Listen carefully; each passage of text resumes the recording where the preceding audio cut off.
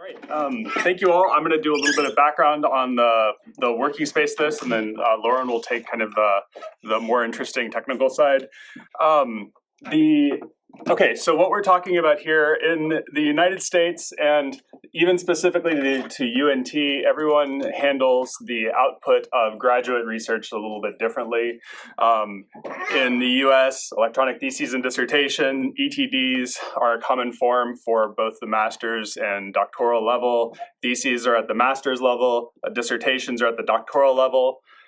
Since the fall of 1999, UNT has required all students to submit electronically their PDFs as the version of record for that. And since 2004, the library's been the archive of those. There was a weird period where we said, we don't want those. But that changed. Since then, we have 9,000 theses and dissertations that have been deposited through that process. Previous to that, the 60 years before that, there were another 11,000 theses and dissertations that we've digitized and made available through our digital library. Some of the motivations for this work, and specifically on archiving URLs to web resources within theses and dissertations, there was some work that we did to analyze the link rot within the theses and dissertations that were hosted by the UNT libraries back in 2013 and 2014. And then last year at the panel, that I believe Martin Klein was the moderator of, there was a lot of discussion on, yeah, that's great. But there was some discussion that Sarah Potkin did from Texas A&M about working with students as they're writing their papers to better represent the web resources that they're putting into their paper referencing, and which that got us thinking a little bit more about this previous work we'd done. So we tried to kind of divide things up into two pieces. There's what we refer to as the pre-submission work you can do with students. You can tell to students about web archives. You can tell them about robust links. You can tell them that they can go and create copies of the important resources, put them in the Wayback, save their own copy. You can do all of that. That's pre-submission. Then there's post-submission. That's once the library's got them and you have no ability, the students have left, they've graduated, they don't care anymore. And then what can we do at that point? And that's really where this presentation is falling, is it's in that post-submission component. So before we get to the library, the students and their committees work together to go through the whole thesis process. That differs slightly between different colleges, different departments. There is an overall manuscript that gets created. There's a style guide. There's a set of criteria that we have a graduate reader at the university that goes through. And if you interact with her, she's wonderful, but also horrible at the same time. She's like, no. Yours isn't formatted exactly right, and everyone hates her for a little bit, then loves her later. But we use the open source tool Vireo to help manage the submission and all of the back and forth emails that are a part of the submission and interaction process. And then once every semester is finished, after the graduate school and the Office of the Registrar have completely released all of the students' theses and dissertations, then those come to the university library, and that's where we get to pick up the pieces that we're going to be doing next. Okay, so the ETD archiving workflow, once we get them in the library, so first up, we get them in the library from the graduate school, and this is what we're covering in the rest of the presentation. So we're extracting the URLs from the PDF documents and generating a seed list that we're going to crawl. Then we're crawling them with browser tricks, crawler, packaging up the WACZ that results with each ETD and depositing it into our digital library along with the seed list that we generated. So the part where I started working on this was kind of Mark saying, we're going to do this now. And then I worked with a couple of developers on my team.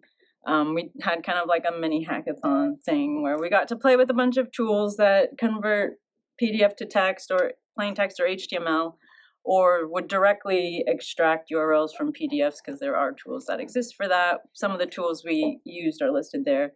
PDF to HTML, Apache, Tika, PDFX, PyPDF, Poplar.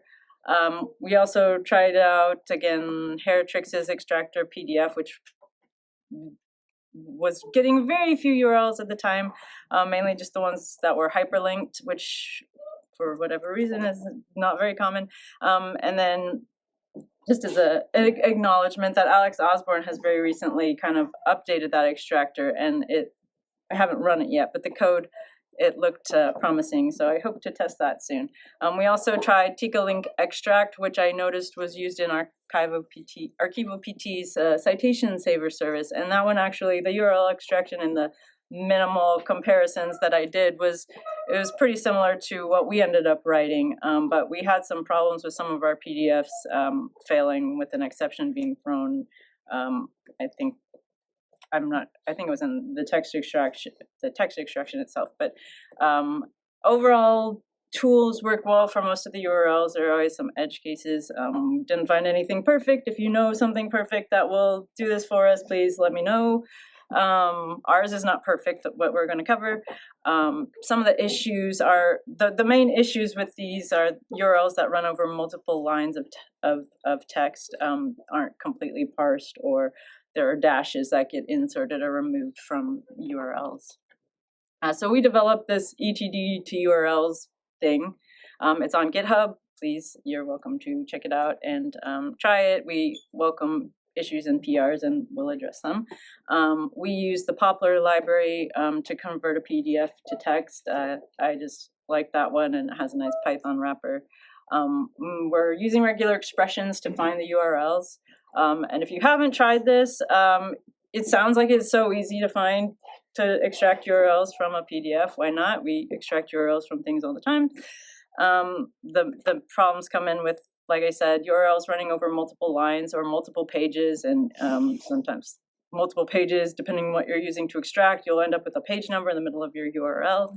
URLs, a valid URL, like if you look at what can go into a URL in any number of punctuation characters, which might be in the document adjacent to the actual URL, but might be syntax of the actual document. We also put into this code some heuristics to determine, kind of, because we were working with ETDs, which have a lot of, citations in the citation page. Things like, does the next line look like an author starting another citation? And also kind of looking at it, does it have a file extension when it hits the end of the line?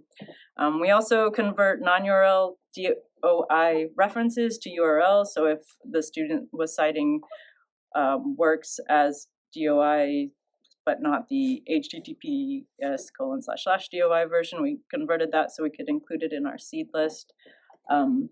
The script does optionally do live HTTP requests to check what the URL response is. That was kind of as a part of, because of this process, and you end up with multiple possibilities of what the URL could be. I'm mainly just talking about the URLs that run over multiple lines. So you may have not be able to tell if it ends at the line or the next line. So we would include both as a possible URL to include in the seed list, and then do a HTTP request to check what the status is. We kind of aren't doing that anymore, and I'll touch on that in a moment. But then the output of this is a seed list for each PDF to use for the crawl that we do. And yeah, here are some of the difficulties that came up when we were trying to extract URLs. Some things were just like the PDF we got with the author's editing software would stick spaces in to URLs where the .com has a space in it. We had one example where the text in the PDF was actually images, so Mark had to OCR it so that we could put it into our pipeline and process it. Typos in URLs seem to be more common than you would think, which we can't really do anything about. And then sometimes with converting from PDF to plain text, you'll lose characters because of the way the PDFs are converted, with like the position of the characters in relation to other characters. It'll drop things like underscores, so you end up with a broken seed there. And I should have put another slide in, but like despite all those problems, mostly it works quite well. So once we've gotten our seed list from that, we have a bash script that's included in the repo this is, the whole thing is very short. It loops through our ETDs and runs a crawl for each one with browser tricks running in the Docker container. It produces a WACZ, which we can package with our ETD. Issues encountered with crawling. We had one issue we hit with DOIs. This was just the students just had poorly formatted DOIs. And in the case of a DOI, if you leave out the .org and you end up with a number that gets read as the domain, it was crashing, or it wasn't crashing, browser tricks crawler was aborting the crawl, and I would like to thank Tessa, I don't know if she's here, but she fixed that for us, which was awesome. Thank you, Tessa. So another thing that we came across, which is not specific to this project, but it's just something that's been present in crawling lately, is Cloudflare services, sites that use them. A lot of the DOIs would point to sites that use those, so we wouldn't actually be able to get the site. And then another thing is like the noise in the WACZs from archiving multiple speculative versions of the URLs, since we couldn't tell for sure what like the full URL was. So that's why we had put in live request checking, but we found that because running it to checks with the Python script, even supplying a user agent, we would get different response types from what you would get in the browser-based crawler. So it was just not as good as we hoped. So now we have WACZs, and we have put them so we can replay them in our UNT digital library. That's a screenshot of our digital library of one of our ETDs. That is a Django Web Framework thing, so it's Python-based. So when someone loads one of these items on the back end, we're creating a Python data structure from the descriptive metadata, the METS XML, the Solar index. The METS information will have that it has a WACZ, so we'll end up automatically, for any item with a WACZ, having that archived web resources link that's highlighted. And this is just if you're interested, the structure of our ETDs, like on the back end, the files, we have JPEGs as our first manifestation. That's for representing like the pages, so the users can page through. We have a PDF that is for downloading a copy, and then a Vireo manifestation that's not actually represented in this part of our digital library, but on the preservation side.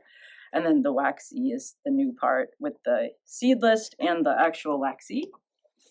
And then, so this is the page. If you click on that link that was in a couple screenshots ago, it uses the replay web page web integration in our page, so you can replay the WACZ for the ETD, and you can also download it. So if you want to replay it locally from your copy, or if you want to use our hosted copy, a link for that, you can do that through replay web page. And those are our references. I think we probably went through that too fast.